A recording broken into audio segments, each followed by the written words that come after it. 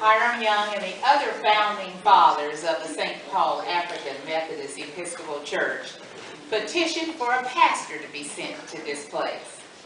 So in 1866, this pastor was commissioned to Independence to fill that space. This man served for 3 years, but God had greater things in store. He went on to become the first black man in Mississippi to serve on the Senate floor. I'm Reverend Hiram Revels, born September 27, 1827. I was born to a father of African ancestry. My mother was European, which later became an awesome strategizing mark for God to usher me into politics.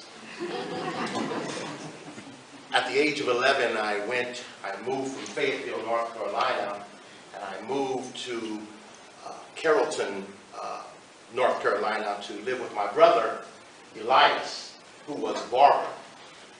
He trained me taught me the trade. At the age of 15, my brother died.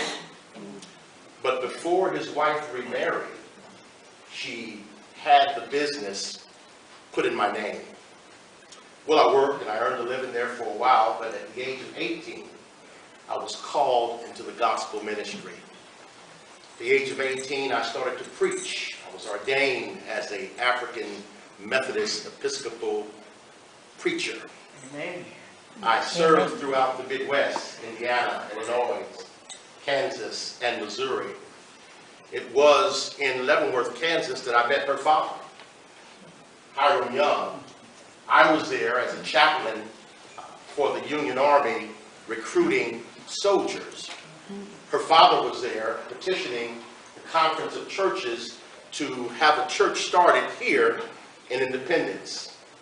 I was elected the first pastor for the little church that was down on Nolan Road and White Oak, St. Paul African Methodist Episcopal. I was the first pastor, y'all. Amen. It's church work. Amen. Amen. Well, my ministry, along with the rest of my dealings, were met with opposition.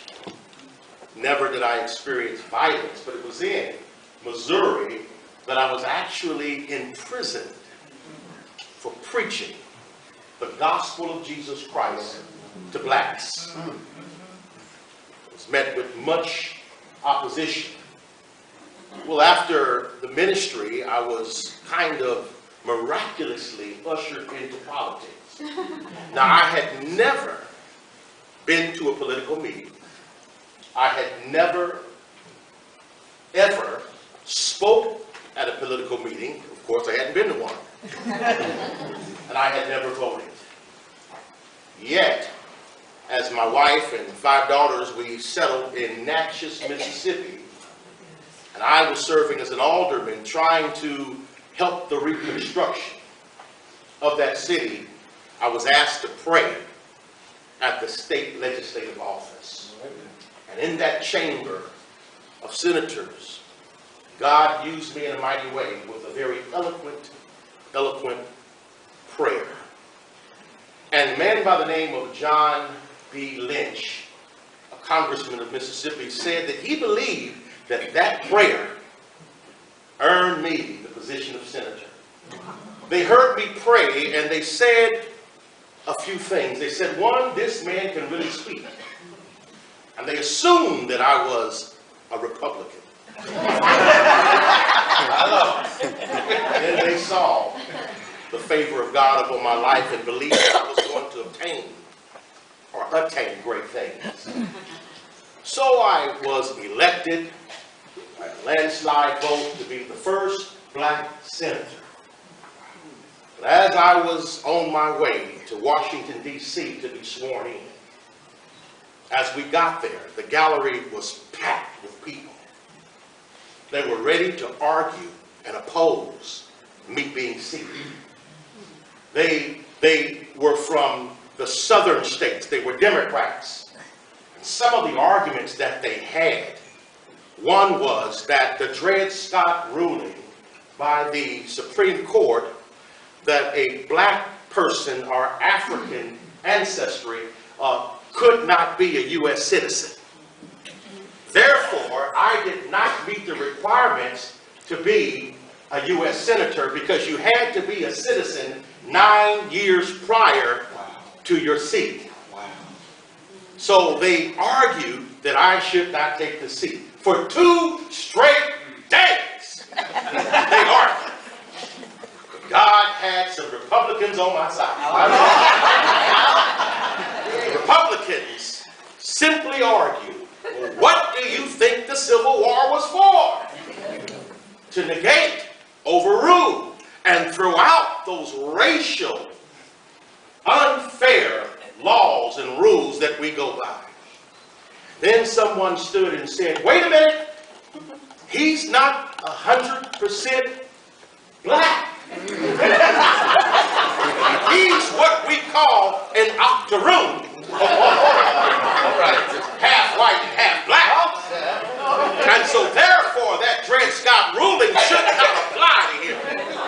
Well, in God's sovereign will, the vote came 48-8. All the Democrats voted against me.